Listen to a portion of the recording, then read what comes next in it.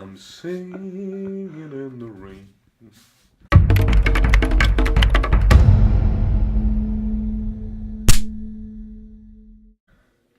Okay, this is Alan Christie from Development Discovery standing in for Aidan Hearn. This is Property Geek TV, and there's zero updates because this episode has been shot like 30 seconds after the last one. So, Aidan, fire away. Mylan asks, what are reserved matters? Okay, so reserved matters come about by the council. They give you, the local authority, the planning department, if you go and look for something called planning permission in principle or outline planning, which is basically you're just saying, I have this thing, this field, site, building, whatever, and I would like to know whether or not I can get this type of thing on it. So a basic sketch for outline planning. Then the council say, yep, providing you can show us access, that's fine. What we will do is we will give you permission because we know that we're happy with that in principle. But what we like to do, or what we need you to do before you can actually move on to the next stage, which is kind of satisfying building regulations and all the rest of it, is here are some matters that are reserved for the next thing that you come to us. So you pay a fee, first off, for outline planning consent. And then you pay another fee to the council when you submit a reserved matters application. Now, reserved matters are time limited, so your decision notice, really important document. Read that, read it thoroughly, understand it, will highlight all the things that you need to determine with the council. Reserved matters will typically cover things like landscaping, drainage, access, material palette, and anything else that the council put on there that is actually deemed to be important enough for them to be reserved. So you may find things like ecology, depending on where you're based, will be really important. Archaeology, we know in certain parts of the UK that's a real biggie where there have been Roman settlements. So all these things will all require to be fed through the planning process. So effectively, when you have outline planning permission, you have done probably 10 to 15% of the work that you have to do to get through the planning process. The balance of the work comes with dealing with reserved matters. You can bypass all that. You can just submit a full planning application. But a lot of people don't do that because of the cost that's involved and the risk that's involved if it's only the principle of planning that you want to find out. So reserved matters, quick summary, all the things that the local authority needs you to confirm before they actually finally and fully approve your planning application. Joe Phillips asks, I've heard that council tax might be calculated per room if there's an ensuite. Is this true? How do you factor for it? Who pays it? Okay, so this is a question that is, I think it doesn't matter what answer I give here, I could be wrong somewhere. So I'm going to try to kind of catch all and say, your best thing is always check with your council. So this is something that's trying to be brought in certain local authorities. I'm not aware that it's been brought into law anywhere fully as yet, but again, I could be wrong on that. So the kind of best answer I can give is go directly to your local authority and check. Your HMO officer is somebody who's generally very, very keen to talk to HMO landlords. Make sure you get to know him, make sure you ask all these kind of questions of him or her. But the who pays for it is definitely going to come out of the landlord's pocket if indeed it has to be paid. But guess what? That just means that the rents will be pushed up, and so therefore the likelihood of this coming on, I think, is fairly remote. But check out your local authority. Pete Adamson asks, have you come across any solutions on how to get light to the centre of a building which has a deep floor plate, i.e. no windows near the middle of the building? It's a grade 2 listed building, which may not help. Is there anything else I should look out for? Nice one, Pete. So this one, I remember you posting this question actually. I think I put a short answer back, and there were some really good suggestions for some of the guys. Things like these kind of sun tunnels or whatever they're called, where you actually bring the light down through the building in a tube, a reflective tube that with a kind of an open gate to the sun. Does that's not. I mean, that's fine, but not for a big building. If it's a big building, you need to create a central courtyard, you need to create a core.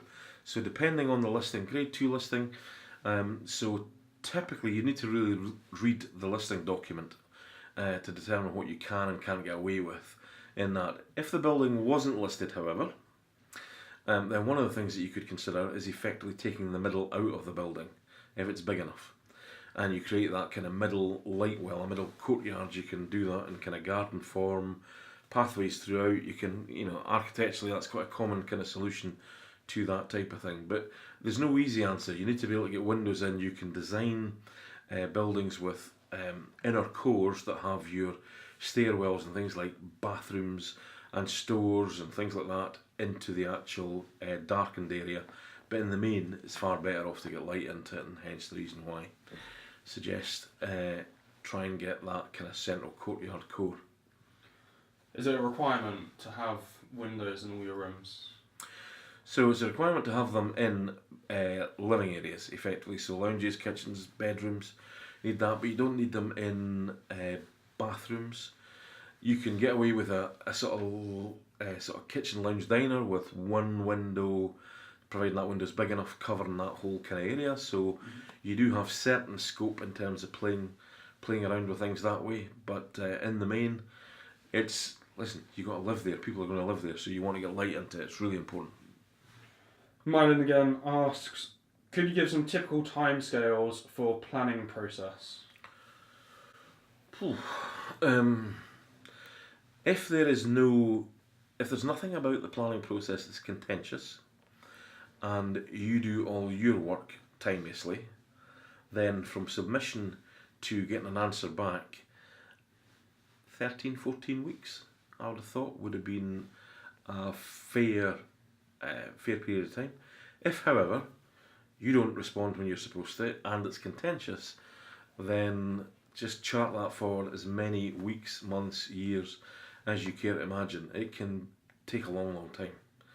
I've been involved in projects where we've tried the planning process for 4 lots of options, which is effectively getting on for 20 years. I know it doesn't look it, but 20 years, and then not got planning. So it's not a kind of a definite type thing. You've got to take a view on it, but there are certain things, certainly all the things that we're asking you to look at in planning terms, and the reason why we've got kind of no planning risk on the things that we do is because we've got a backstory ourselves that say planning is something that can take a while, and we want to try and get you on this kind of development cycle and process as quickly as possible. So that's the reason why no planning risk. It can take a while, but equally, if you've got all your ducks in a row before you start, it can actually be quite painless and can go through fairly quickly. Is there a significant value to, are you adding significantly more value to your development considering the extra time it takes to go through the planning process to then build it out? To then build it out? Yeah. So in the UK, this is kind of what you've got to, I'll give you figures from where I live, because this is the area that I am most familiar with, but the story is exactly the same throughout the rest of the UK. So land that doesn't have any planning, whether that is agricultural land or just common land or anything along those lines that you acquire with no planning, you can generally buy the window for an acre of that land. Can be anything between £8,000 to £30,000 per acre. If you get a good residential consent, so it's not saying you get one house on that acre, but a good residential consent, which might get you 15, 16 units on that acre, then go back to 2007, 2008, people were paying in excess of £1 million an acre where I am. So your planning uplift, if you like, was you're taking something that was valued at 30 grand when you bought it, adding a planning consent and taking it up to over £1 million. You're getting a huge uplift at that time. Now things have pared back, but they're still getting close. They're kind of still getting back in that sort of line. So you get massive uplifts on the basis. So planning permissions are worth a lot. Councils wised up to that in the mid-2000s, and they introduced, as part of the kind of Town and Country Planning Act, they basically introduced developer contributions in whatever guise they are. Section 75 in Scotland, Section 106 and others in England, and so they were kind of brought in to allow the council to effectively tax that gain. That's basically what it was, and actually have a contribution towards infrastructure costs. So that could be the fact that there are new schools that need to get built because you're building 100 houses, and so therefore kids are going to be coming in. The council have a right to house them. It could be new road infrastructure to support that housing development that's out with the land that you own. Could be any number of things like that. Affordable housing being the kind of next thing. So all these things kind of come into play, and they all add to the development cost. However, in the main, if you start with something that's 30 grand and you pay something in the form of a contribution, you'll still be left with a reasonable chunk of cash. There's an argument that says duck out of your development process at that point in time. I've generally always gone on to build because I figure there's always more on the table through taking it right through. But I know some people who just get out at that point once they've got the planning consent.